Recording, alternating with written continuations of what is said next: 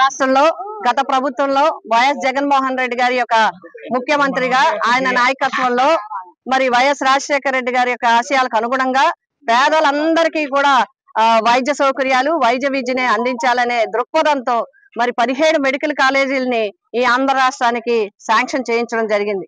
అసలు హిస్టరీ ఏంటంటే ఒకేసారి 17 కాలేజీలు శాంక్షన్ చేయడం అంటేనే కేంద్ర ప్రభుత్వం ఆ రోజు కేంద్ర ప్రభుత్వం పత్రికల్లో చూడండి, కేంద్ర ప్రభుత్వం పెద్ద విషయం కింద చెప్పడం జరిగింది. ఒక ఆంధ్రప్రదేశ్ రాష్ట్రానికే మేము 17 కాలేజీలు శాంక్షన్ చేసామని చెప్పి వారు వైద్య శాఖ మంత్రి అక్కడి నుంచి మరి పిఎంఓ ఆఫీస్ నుంచి కూడా ప్రకటనలు రావడం జరిగింది. మరి ఈ రోజు చూస్తున్నట్టు వస్తే కూటమి ప్రభుత్వం మేము అధికారంలోకి వస్తే ప్రజలకు అన్ని కూడా సౌకర్యాలు అందిస్తామని చెప్పి ఒక్కొక్కటి ప్రైవేటీకరణ చేయడానికి మరి చేయడం మాత్రమే కాకుండా మెడికల్ కాలేజీలపై అవాస్తవాలు చెప్పడం జరిగింది. మెడికల్ కాలేజీ 17 పేపర్ మీద శాంక్షన్ తెచ్చారు కానీ ఒక్కటి కూడా ప్రారంభం కాలేదని చెప్పడం జరిగింది. ఆ వాస్తవాలన్నింటినీ కూడా వివరించడం జరిగింది వైఎస్ఆర్సీపీ పార్టీ. ఈ రోజు ప్రత్యక్షంగా మీరు చూస్తే సుమారు 5 కాలేజీల్లో అడ్మిషన్స్ ప్రారంభమయ్యాయి, మెడికల్ సీట్లు చదువుకుంటూ ఉన్నారు.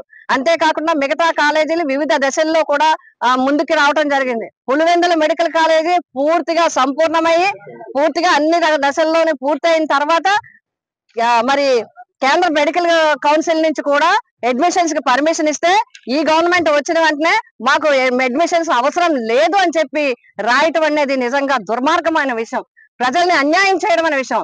పేద వర్గాల పట్ల వాళ్ళకున్న చిత్తశుద్ధి ఏంటో మనకి అర్థమవుతా ఉంది. అందుకే పేదల పక్షాన వైఎస్ జగన్మోహన్ రెడ్డి గారి నాయకత్వంలో మేమంతా పోరాటం చేయడం జరుగుతుంది.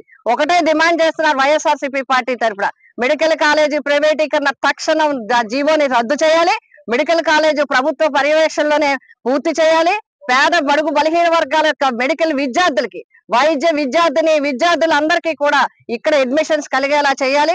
అంతేకాకుండా టెస్టులు గాని లేకపోతే ల్యాబ్లు గాని లేకపోతే హాస్పిటల్స్ గాని 500 పడకల హాస్పిటల్ ని 50 నుంచి 100 ఎకరాలున్న హాస్పిటల్ ని వీటినన్నిటినీ కలిసి కేవలం 100 రూపాయలకి 66 సంవత్సరాలకి మరి ప్రైవేటీకరణ చేయడానికి జీవోలు ఇవ్వటం జరిగింది. ఇది నిజంగా ప్రజాధనాన్ని దుర్వినియోగం చేయడం, ప్రజల అవకాశాలని పాడు చేయడం.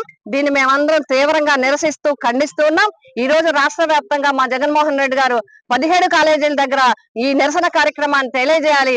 పేద బడుగు బలహీన వర్గాల తరపున అదేవిధంగా వైద్య విద్యార్థుల తరపున మీరందరూ నిలబడాలి.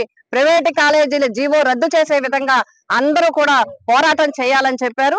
అందుకనే ఈ రోజు అమలాపురం అంబేద్కర్ కోనసీమ జిల్లాలో ఉన్నటువంటి మెడికల్ కాలేజీ దగ్గరికి మేమందరూ వెళ్ళటం జరుగుతుంది.